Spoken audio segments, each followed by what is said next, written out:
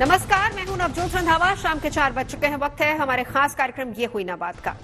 कहते हैं कि जोड़ियां आसमान में बनती हैं। शादियों का सीजन चल रहा है और हमारी परंपराओं के मुताबिक शादी के लिए लड़का और लड़की दोनों की रजामंदी जरूरी होती है। कुंडलियां भी मिलाई जाती हैं।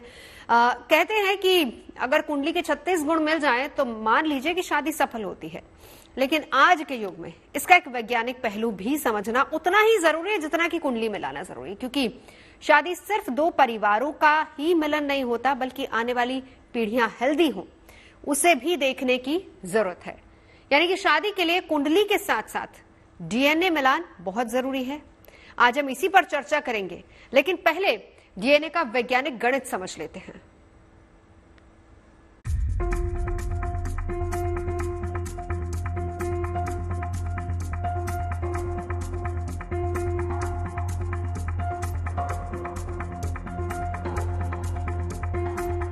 कहते तो यही हैं कि जोड़ी आसमान में बनती है, लेकिन सच यही है कि उसे निभाते हम इस धरती पर हैं। हमारे यहाँ शादियों के लिए कुंडली मिलाने का रिवाज है।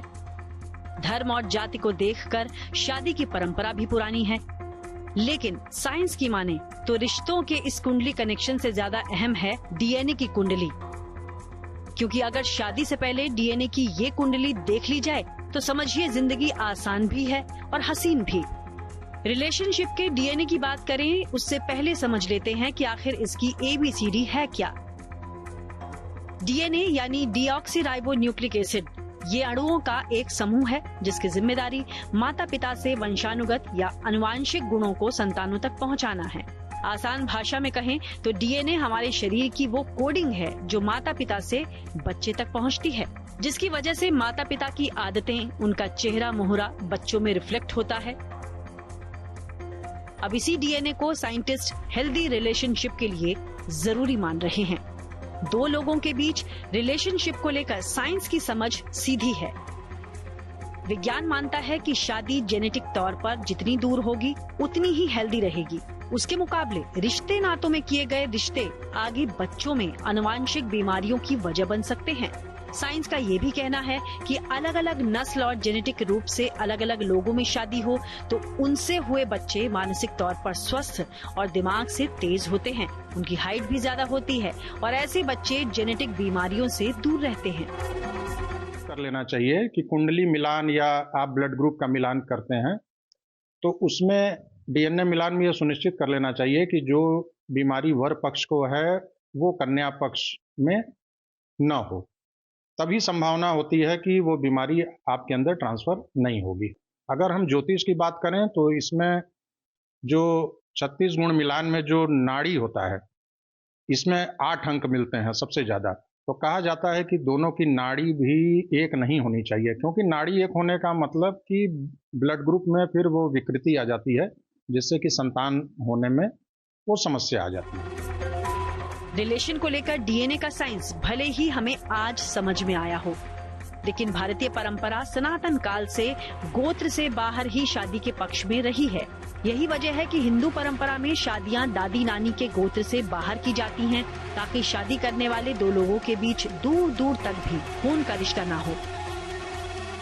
डीएनए की खोज से भी सदियों पहले ही ये हमारे पुरखों की समझ थी कि परिवार के भीतर रिश्ता आने वाली नस्लों के लिए ठीक नहीं है।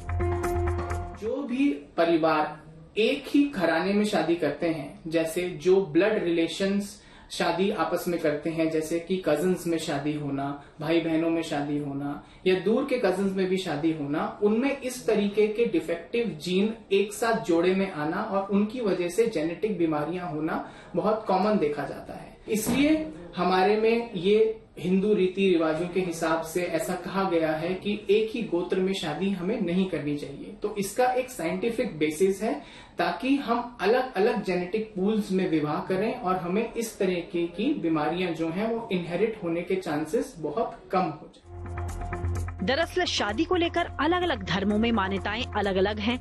दुनिया में तमाम समाज ऐसे हैं जो परिवारों में शादी से परहेज करते हैं, तो वहीं कुछ धर्मों और मान्यताओं में अपने रिश्ते नाते में शादी की परंपरा है। साइंस का साफ मानना है कि शादियां रिश्ते नातों से जितनी दूर की होती हैं, आने वाली नस्ल के लिए वो उतनी ही हेल्दी रहती हैं। इन रिश्तों से पैदा बच्चों में स्वस्थ रहने की संभावनाएं ज्यादा हैं। भारतीय परंपराओं में जेनेटिक डाइवर्सिटी की अहमियत सनातन काल से रही है, लेकिन अब डीएनए के इस गणित को वो देश भी समझ रहे हैं जहां करीबी रिश्ते नातों में शादी का रिवाज है। कुछ अरब देश अब इस परंपरागत बुराई से निजात पाने में जुटे हैं। ऐसे देश अब रिश्ते नातों और खासकर कजिन मैरिज से पहले जेनेटिक जांच को अनिवार्य बना रहे हैं। तमाम मुस्लिम देशों में जहां परिवार में शादी का रिवाज कायम है, वहां बच्चों में बीमारियों और जन्म लेते ही बच्चों की मौत की दर भी ज्यादा है। तो एक तरह से कहें तो रिलेशनशिप का हिसाब किताब उतना सीधा नहीं है जितना दिखता है, और शादी के लिए कुंडली का मिलान भी उतना जरूरी नहीं है जितना जरूरी समझा जाता है। आज के समय में जरूरी है डीएनए की उस डाइवर्सिटी को समझना जो हमारी आने वाली पीढ़ी का आधार बनती है। शादी करने वाले दो लोगों के डीएनए जितने अलग होंगे, उनकी आने वाली पीढ़ी का भविष्य भी उतना ही सुरक्षित रहेगा। Bureau report, good news today. तो चलिए, तमाम खास मेहमान हमारे साथ जुड़ चुके हैं। परिचय करा देती हूँ। Doctor Ritu Sethi, gynaecologist and associate director max hospital हमारे साथ मौजूद हैं। डॉक्टर अनुराग प्रसाद, पीडियाट्रिशियन हमारे साथ हैं। डॉक्टर आभास कुमार, न्यूरोलॉजिस्ट हमारे साथ है अपोलो अस्पताल से, और doctor Swati Maheshwari, general physician है हमारे साथ। सबसे पहले डॉक्टर ऋतु, आप ही से जानना चाहेंगे डीएनए का, क्योंकि कुंडली मिलाई जाती है, तो डीएनए की कुंडली क्या कहती है, कितना जरूरी है ये मिलाना? हाँ, देखिए, जैसा आपने बिल्कुल ठीक कहा, डीएनए की कुंडली मिलाना रादर डीएनए कुछ ऐसे मैसेंजर्स होते हैं जो पेरेंट्स से लेके ऑफस्प्रिंग तक ट्रांसमिट रहते हैं। अगर ये मैसेंजर्स कुछ बैड मैसेंजर्स हैं, पेरेंट्स के अंदर, मदर के अंदर हैं और फादर के अंदर नहीं है, तो ये बैड मैसेंजर दब जाएगा टू अ लार्ज एक्सटेंट। लेकिन अगर आप जो है रिलेटिव्स के अंदर मैरिज कर रहे हैं, तो हो सकता है दोनों मदर और फादर के अंदर ये बैड मैसेंजर्स हो, दोनों के दोनों अक्यूमुलेट होके अगर वो पेरेंट्स के अंदर दबे हुए हैं तो बच्चे के अंदर यानी कि ऑफस्प्रिंग के अंदर उभर के आ सकते हैं। इसीलिए रिलेटिव्स के अंदर मैरिज करना, या जिसको हम लोग अपनी मेडिकल टर्मिनोलॉजी में कहते हैं कॉन्सेंगुअस मैरिज करना, नहीं करनी चाहिए बिल्कुल, क्योंकि इससे बैड जीन्स अक्यूमुलेट होते हैं और कुछ ऐसी जेनेटिक प्रॉब्लम्स उभर के सामने आती हैं जिनका कभी इलाज नहीं हो पाता। और ये बहुत यही एक, देखिए, यही हमारा मकसद है इस शो को करने का भी, ताकि हम लोगों को समझाएं कि किस तरीके से डीएनए मिलान बहुत जरूरी है। डॉक्टर साहब, लौटूंगे आपके पास एक बार, डॉक्टर आभास को भी इंक्लूड कर लेते हैं। डॉक्टर साहब, हम आज की तारीख में, हालांकि कुंडली अभी तक कहा जाता है मिलाती, लेकिन हाँ, ये भी बात हमें समझनी पड़ेगी कि हमारे शास्त्रों में भी ये चीज लिखी हुई है कि वो भी इस चीज से परहेज करते हैं कि सेम कास्ट मैरिज नहीं होनी चाहिए। लेकिन फिर भी डीएनए मिलाना कितना जरूरी है और किस तरह के इश्यूज इससे आ सकते हैं अगर नहीं मिलता है, और अगर क्लोज रिलेशनशिप में शादियां होती हैं तो? जी, मैं तो बेसिकली न्यूरोलॉजिस्ट हूँ, जो वाले प्रैक्टिस कर रहा हूँ। तो इसमें बेसिकली होता क्या है कि जितना ज्यादा आपका कॉमन जेनेटिक मेकअप होगा, जेनेटिक पूल होगा, उतने ही चांसेस हैं आपके डिसेबिलिटी होने के। ठीक है। अब यूजुअली ऑटोसोमल रिसेसिव टाइप की जो इनहेरिटेंस होती है ऐसे में पाई जाती है। यूजुअली क्या होता है, माँ बाप को जरूरी नहीं है कि कोई बीमारी हो, वो कैरियर्स हो सकते हैं, वो बीमारी की एक जीन को कैरी कर सकते हैं, बट माँ में भी है, बाप में भी है। एंड ये सिमिलर फैमिली कंसैंग्निटी मतलब क्या होता है कि आप किसी कॉमन एंसेस्टर को फॉलो कर रहे हो, कॉमन एंसेस्ट्री है आपकी, वो डिग्रीज है कई टाइप की, फर्स्ट सेकंड थर्ड कंसैंग्निटी होती है। तो उसमें अगर आप में कॉमन जीन्स मिल गए, कॉमन जीन्स मिलने के बाद होता क्या है कि माँ बाप में नहीं है बट बच्चे में ऑटोसोमल, जब होमोजाइगस दोनों जीन्स मिल गए तब उसमें कई बीमारियां पैदा होती है। तो इसे कहते हैं autosomal recessive inheritance. And usually 4 में 1 इंसान को होना, 4 बच्चों में, लेकिन आजकल तो डॉक्टर साहब ये बहुत कॉमन देखा गया है। अगर डॉक्टर आभास आज के ही जमाने की बात करूं तो ये बहुत कॉमन सी चीज है, चाहे हम ADHD कैटेगरीज ले लें या फिर हम ऑटिस्टिक कैटेगरीज ले लें, और इसमें भी बहुत ही वास्ट, आप तो खैर बहुत अच्छे से बता पाएंगे। क्या ये भी एक बड़ा कारण है कि करीबी रिश्तों में शादियां होती हैं और इस तरह से बच्चों में थोड़ी सी डिसेबिलिटीज आ रही हैं? कई न्यूरोलॉजिकल बीमारियां हैं, कई न्यूरोलॉजिकल बीमारी जैसे लिपिड स्टोरेज डिसऑर्डर्स होते हैं, कई अटैक्सियाज होते हैं, कई माइटोकॉन्ड्रियल डिसऑर्डर्स होते हैं, कई आपने रिसेंटली सुना होगा SMA, स्पाइनल मस्कुलर एट्रोफीज, जो मसल की बीमारी होती है, जो काफी मतलब उसमें वीकनेस हो जाती है, बच्चे सांस लेने में डिफिकल्टी उनको डेवलप हो जाती है। तो ये चीजें अगर हमें पहले से पता रहे तो हम will be in a better position to tackle them. इसी पर डॉक्टर अनुराग आपको इंक्लूड कर लेती हूँ, बिल्कुल डॉक्टर अनुराग को भी इंक्लूड कर लेते हैं, पेडिट्रिशियन है। डॉक्टर साहब बहुत अच्छे से समझा पाएंगे किस तरीके से और कैसे ये बात समझ में आती, क्योंकि देखिए बात यही है कि डीएनए मिलाना जरूरी है ताकि आगे बच्चों की डेवलपमेंट यानी कि आने वाली पीढ़ी को किसी तरह का कोई नुकसान ना हो, हेल्दी पीढ़ी हो आगे वाली।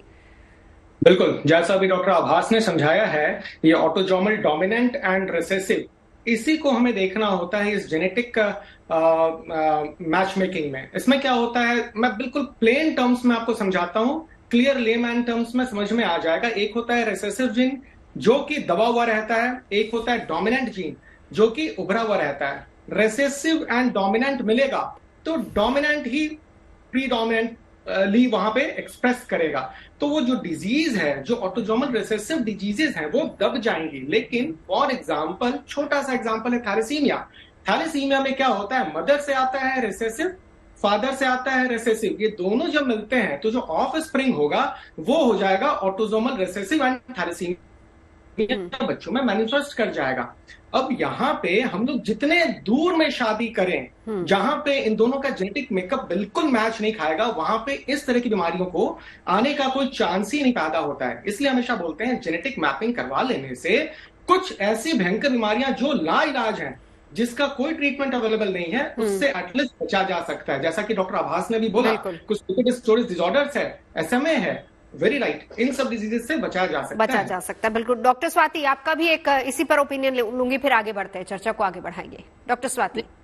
बहुत अच्छे से अभी सब लोग समझा ही रहे। देखिए, हमें ये समझना है, बहुत जैसे कि भूरी आंखें हैं, वो एक डोमिनेंट ट्रेट है, यानी कि अगर फादर या मदर में से किसी एक की भी ये जीन आती है तो बच्चे में भूरी आंखें दिख जाएंगी। लेकिन नीली आंखों के लिए हमें दोनों से जीन्स चाहिए, तब बच्चे में नीली आंखें दिखेंगी। अब जरूरी नहीं है माँ बाप में नीली आंखें हों, लेकिन अगर उनमें वो जीन है और दोनों की मिल गई तो बच्चे की नीली आंखें होंगी। इसी तरह से बहुत सारी हमारी बीमारियां हैं जिसमें अगर माँ और बाप दोनों से वो जीन आ जाए तो वो उभर करके सामने आ जाती है बच्चे में। अब ये देखा गया है कि अगर फर्स्ट कजन है, सेकंड कजन है, तो उनमें जो क्रोमोसोम पूल होता है वो लगभग 12.5% सेम होता है, यानी कि वही माँ के अंदर भी है, वही जीन्स बाप के अंदर भी है। और ऐसी स्थिति में जब बच्चा पैदा हो रहा है तो उसमें वो जुड़ी हुई जीन्स साथ में उभर करके आने की संभावना है किसी और शादी से या किसी और कपल से कहीं ज्यादा हो जाती है, क्योंकि ऐसे में वो जीन्स साथ में आने की संभावनाएं बहुत बढ़ जाती हैं।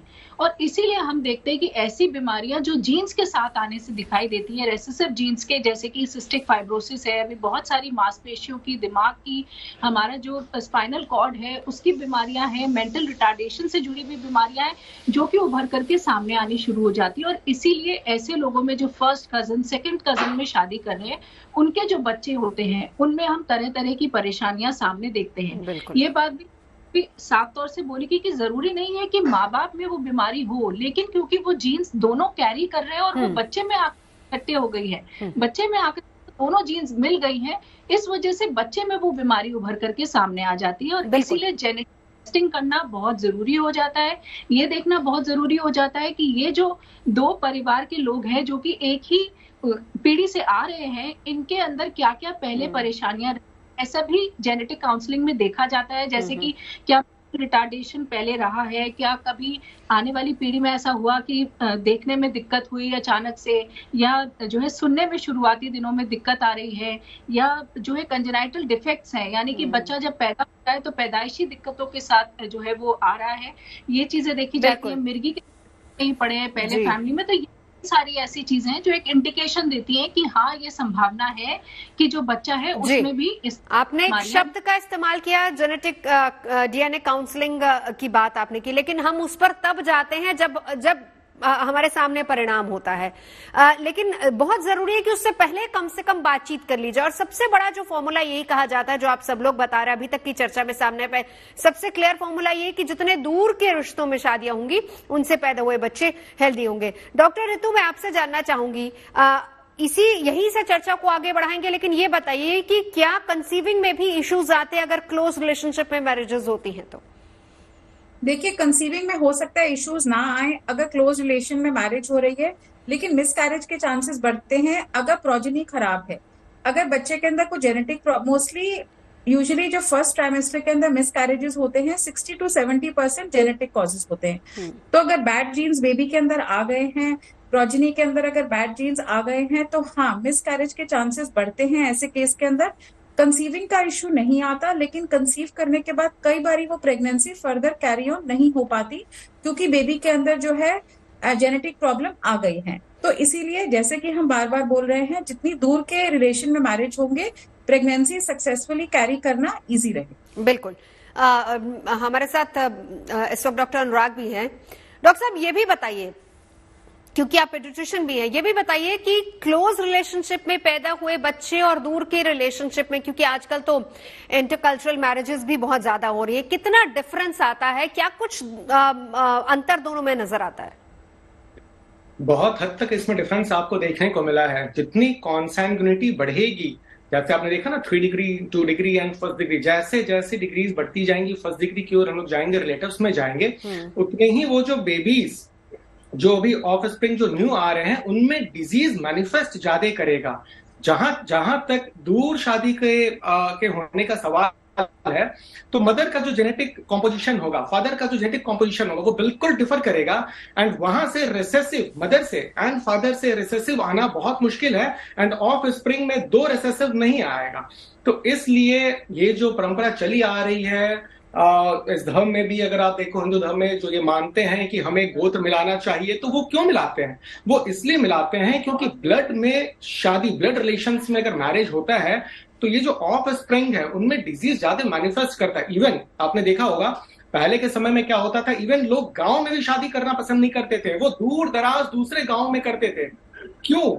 इसके पीछे रीजन यही था, जो अब साइंटिफिकली नजर आ रहा है, अब ये दिख रहा है कि आखिर क्या रीजन था। तो जेनेटिक ये मैचिंग का जो मेन फॉर्मूला है वो वहीं से निकल कर आया है, जिसे आज विज्ञान ने, साइंस ने आपको सामने रखा है ना, आपको बताया है कि यहाँ आपको दूर, ब्लड रिलेशन से दूर आपको मैरिज करना चाहिए। बिल्कुल, ये तो शास्त्रों में लिखा ही हुआ। डॉक्टर आभास, यही बात मैं आपसे जानना चाहूंगी, फर्क कितना नजर आता है दोनों में? क्योंकि कहा जाता है कि अगर दूर के रिलेशनशिप में शादी हुई है तो बच्चा बहुत स्मार्ट, बहुत इंटेलिजेंट होता है। दोनों में कितना डिफरेंस होता है? देखिए, बच्चा अगर किसी ऑटोसोमल रिसेसिव बीमारी या कोई ऐसी कंसैंग्युनिटी की वजह से कोई बीमारी से अगर अफेक्टेड है, तो डेफिनेटली उसकी मेंटल हेल्थ पे असर पड़ेगा। अगर उसकी मेंटल हेल्थ पे असर पड़ता है तो डेफिनेटली उसके मेंटली रिटार्डेड या इंटेलेक्चुअल डिसेबिलिटी होने के चांसेस बढ़ जाते हैं। वो स्कॉलस्टिक परफॉर्मेंस उसकी पुअर रहेगी, वो स्कूल में अपने पीयर्स के साथ कोप अप नहीं कर पाएगा। Eventually sometimes it can be fatal also, even जानलेवा हो सकती है बीमारियां।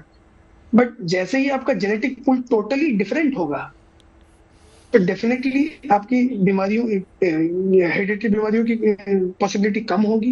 डेफिनेटली उनमें बीमारियां, बाकी बीमारियां कम होंगी, वैरायटीज आएंगी, वैरायटी ऑफ जीन्स आएंगे, एंड डेफिनेटली वो इंसान बेटर होगा।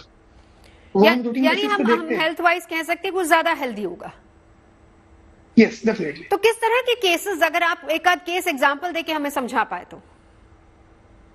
देखिए, मैंने तो जस्ट रिसेंटली 2-3 दिन पहले की बात है, एक बच्ची थी, SMA की पेशेंट थी, वो ऑटोसोमल रिसेसिव बीमारी होती है। उसमें उस बच्ची के चारों हाथ पांव वीक थे, चारों हाथ पांव में कमजोरी थी, उसको सांस लेने में भी यहाँ तक डिफिकल्टी हो रही थी।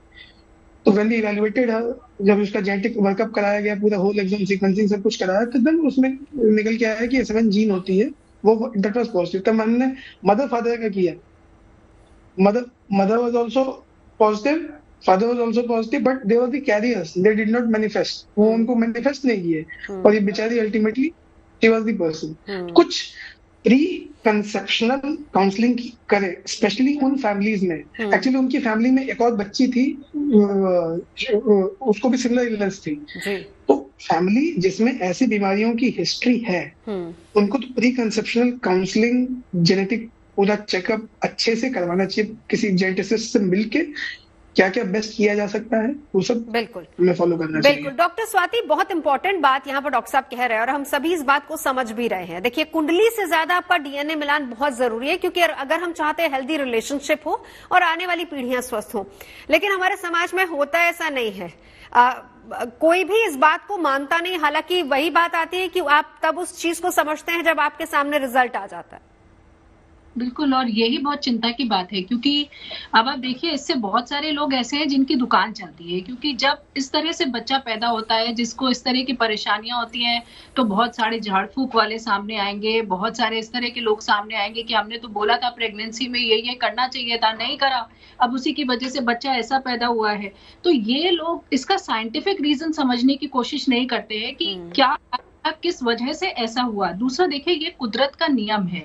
आज अभी हम मनुष्यों की बात कर रहे हैं, लेकिन आप चाहे जानवरों में ये चीज उठा करके देख लीजिए, चाहे हमारी जो हम क्रॉप्स उगाते हैं उसमें भी देख लीजिए। जब हमें ऐसी क्रॉप चाहिए होती है जिसकी की ज्यादा कैरेक्टरिस्टिक्स हो, जो ज्यादा मौसम को झेल सके, जो कि ज्यादा अच्छी हो, तो हम क्रॉस ब्रीडिंग कराते हैं। वहीं जानवरों की भी जब नस्ल ऐसी बनाई जाने की कोशिश की जाती है जिनमें की ज्यादा ताकत हो, जो कि ज्यादा काम कर सके, जिनमें बीमारियां कम हो, तो उनकी भी क्रॉस ब्रीडिंग कराई जाती है। तो ये जो क्रॉस ब्रीडिंग है, यानी कि जहां हम अपने जीन पूल से बिल्कुल फर्क जीन पूल में शादी करा रहे हैं, और जो होने वाली पीढ़ी है उसके अंदर एक मिक्सचर ऑफ दो जीन्स अलग अलग ग्रुप्स की आएगी, वो माना जाता है कि कहीं बेहतर होती है, उसमें बीमारियां कम से कम होती हैं, और उनकी जो लर्निंग कैपेबिलिटीज होती हैं वो कहीं बेहतर होती हैं, इसकी बजाय कि फर्स्ट कजन या सेकेंड कजन में या एक ही पीढ़ी के लोग जो है वो आपस में शादियां कर रहे हैं। अगर आप देखिए भी, तो विश्व में इस वक्त लगभग 20% लोग ऐसे हैं, पूरे विश्व में 20% ऐसी जनता है जिनमें की फर्स्ट कजन सेकंड कजन में शादी हो रही है। और इसी आप देखेंगे कि उसी आबादी में सबसे ज्यादा इस तरह की परेशानियां बच्चों में दिख रही है, जिनकी उम्र कम है, देर से चलना शुरू करेंगे, देर से बोलना शुरू करेंगे, देर से सीखना शुरू करेंगे, सब चीजें उनके सारे माइलस्टोन्स डिलेड होंगे, या पैदाइशी उनके अंदर दिक्कतें होंगी, या ऐसी ऐसी बीमारियां होंगी जिनके की शायद इलाज नहीं है, या बच्चे का जो पूरी तरह से डेवलपमेंट है या जो उसकी उम्र उसे अचीव करनी चाहिए वो नहीं अचीव कर पाते हैं। जल्दी डेथ होती है ऐसे बच्चों की, तरह तरह की बीमारियों की चपेट में आते हैं। तो ये एक बहुत बड़ा मुद्दा है, और इस चीज को लोगों को समझना बहुत जरूरी है कि अगर हम सेम फैमिली पूल में शादी कर रहे हैं तो आने वाली पीढ़ी जो है वो कमजोर होने की संभावना बहुत बड़ी। बिल्कुल, चर्चा आज हो रही है शादियों में कुंडली मिलाना जरूरी है, लेकिन डीएनए मिलान उतना ही जरूरी है ताकि आने वाली पीढ़ियां भी हेल्दी हो। डॉक्टर स्वाति, आपसे एक सवाल मैं यहां करना चाहूंगी। सवाल यह है कि हम बात कर रहे थे कि क्लोज रिलेशनशिप में शादियां जितनी होती है उसमें इश्यूज ज्यादा आते हैं, दूर के रिश्तों में शादियां अगर हों तो कम आते हैं। और ऐसी एक हमारे पैनलिस्ट ये भी बता रहे थे कि ऐसा भी होता था कि दूर के गांव में जाके शादियां होती थी, अपने गांव में भी लोग शादियां नहीं करते। लेकिन आजकल इंटरकास्ट इंटर रिलीजन मैरिजेस भी बहुत कॉमन हो गई हैं, आजकल इसका एक्सेप्टेंस भी ज्यादा हो गया है। इसका कितना पॉजिटिव असर होता है? देखिए, जीन पूल जितना डिफरेंट होगा उतना डेफिनेटली जो पीढ़ी आएगी आगे वो बेहतर होगी, उसके जीन पूल और बेहतर होगा। तो ये तो डेफिनेटली है। अब इसमें रिलीजन या कास्ट में नहीं बोलूंगी बहुत फर्क पड़ता है, क्योंकि यहाँ हम बात कर रहे हैं वो पूल।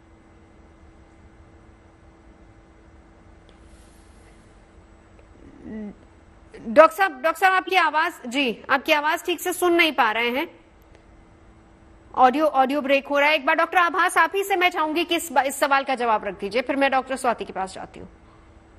देखिए, बेसिक कंसेप्ट ये है कि जितना ज्यादा आपका जेनेटिक पूल डिफरेंट होगा तो definitely inter cultural, inter religion, इन सब में डेफिनेटली जेनेटिक पूल डिफरेंट है। तो डेफिनेटली उससे जो ये ऑटोसोमल रिसेसिव बीमारियों की जो टेंडेंसी होगी वो काफी कम होगी, और ऑलमोस्ट नील के बराबर होगी। ठीक है।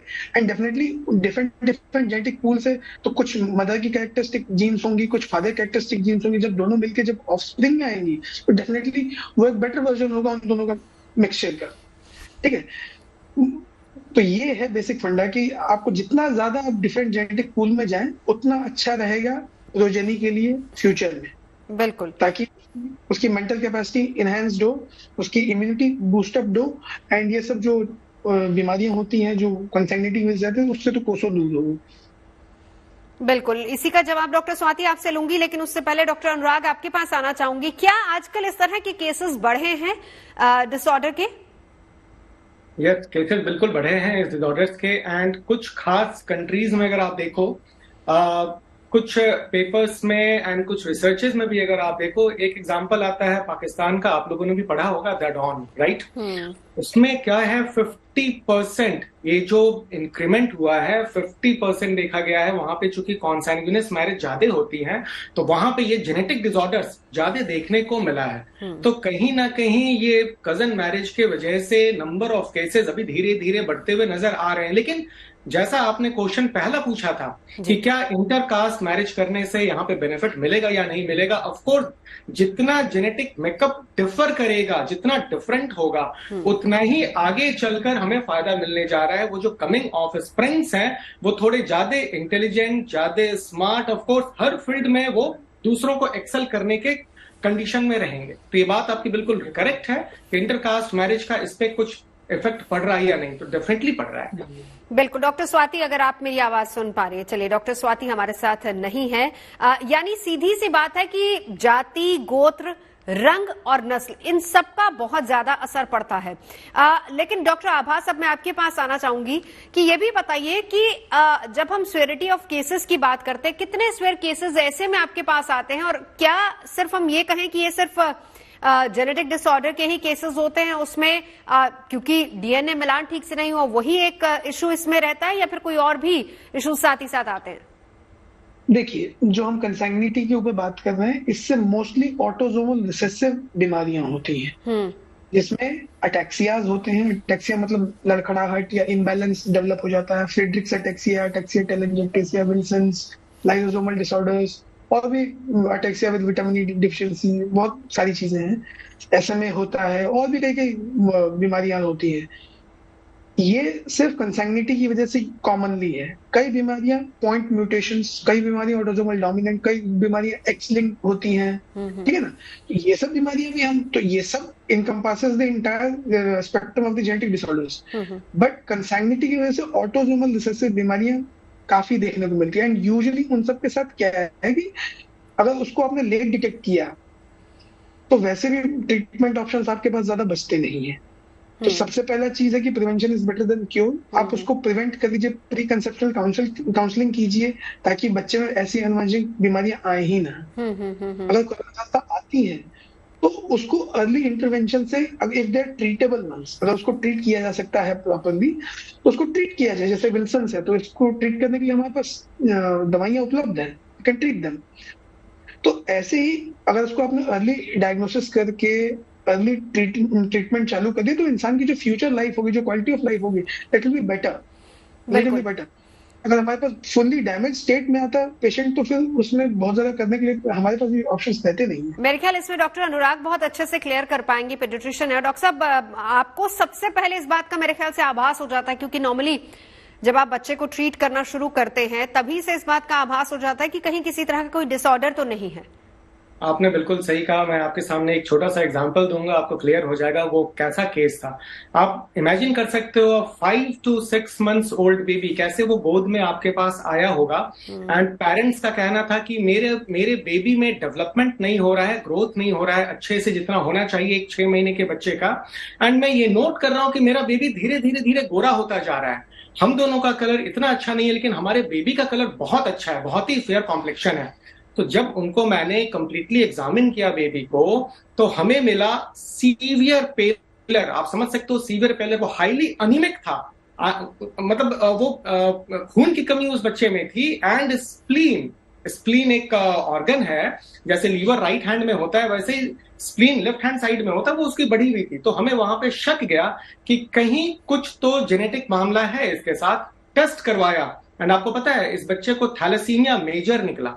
मेजर कहने का मतलब है monthly her 28 to 30 days life long blood transfusion चढ़ता रहेगा। बाद में जब हमने पेरेंट्स का टेस्टिंग करवाया तो दोनों पेरेंट्स, मदर वो भी निकली थैलेसीमिया की कैरियर एंड फादर वो भी निकले थैलेसीमिया के कैरियर।